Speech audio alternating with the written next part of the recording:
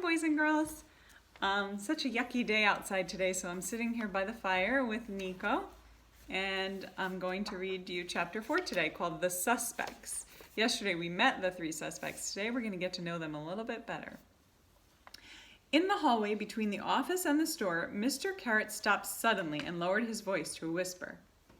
Please help me catch the thief, otherwise I'll be bankrupt soon. Jerry and Maya had no time to reply before Mohammed Carrot walked on. They followed him into the store to meet the other 3 employees, Vivian Leander, Danny Braveheart, and Luke Smith. Mohammed Carrot stood in the middle of the store and introduced everyone. This is Jerry and Maya. They're going to work here for a few days. They will wash the windows, empty the trash, run errands, and help with other odds and ends. Vivian and Luke stepped forward to shake hands and say hello. Vivian wore a glittering necklace. Strange, thought Jerry. She's supposed to be short on money. Vivian Leander smiled at Jerry and Maya, but they sensed her mind was on something else. Why did she stop and listen outside the owner's door earlier? How could she afford such an expensive gold necklace? What does she know about the stolen diamonds? Luke held a bright green apple in his hand and laughed, showing his big white teeth. He likes fruit, Maya remembered Mohammed Carrot saying. An apple a day keeps the doctor away, said Luke with a laugh, patting his well-toned stomach.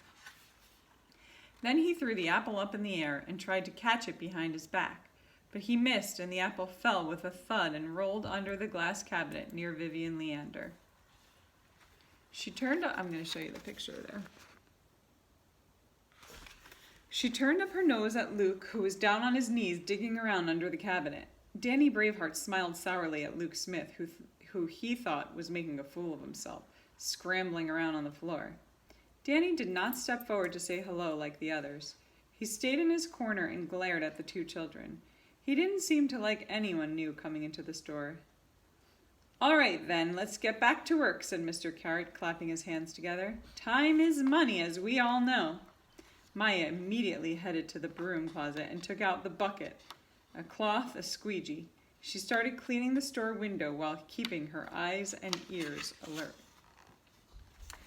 Back on her side of the store, here's another picture. Back on her side of the store, Vivian Leander started to hum and fiddle around behind the counter. Before too long, the first customer of the day came in. It was an elderly gentleman with a gray mustache and a hat. He entered the store like a man on a mission. He stepped in front of the glass display case containing a selection of expensive diamond necklaces. He must be looking for something beautiful for the woman he loves, thought Maya. As soon as she saw their first customer, Vivian Leander blushed and fluttered around nervously. Since Maya had the inside situation under control, Jerry left the store to investigate outside. He hung his binoculars around his neck and jogged across the street to the church. Inside, he met the church caretaker. Jerry introduced himself as a local ornithologist. A local what? Asked the caretaker. An ornithologist. It means bird watcher, explained Jerry. Someone who studies birds. I was wondering if I could do a bit of bird watching from the church tower, he continued, holding up his binoculars. There have been reports of a South American jacuzzi stork here in town, a very rare bird. If I am lucky enough to have a sighting of it, I'll report it to the newspaper right away. It would be a huge sensation for Pleasant Valley. I'm sure that'll be all right, replied the caretaker, and showed Jerry to the door leading up to the tower. Up in the tower, the caretaker opened some of the shutters that faced the street. He wished Jerry luck and headed back downstairs. Once alone, Jerry crouched down and began looking through his binoculars at Mohammed Carrot's jewelry store on the opposite side of the street. The investigation was on. And that's the end of chapter 4. So they're set to find out who's been stealing these diamonds. I wonder if you have any ideas yet.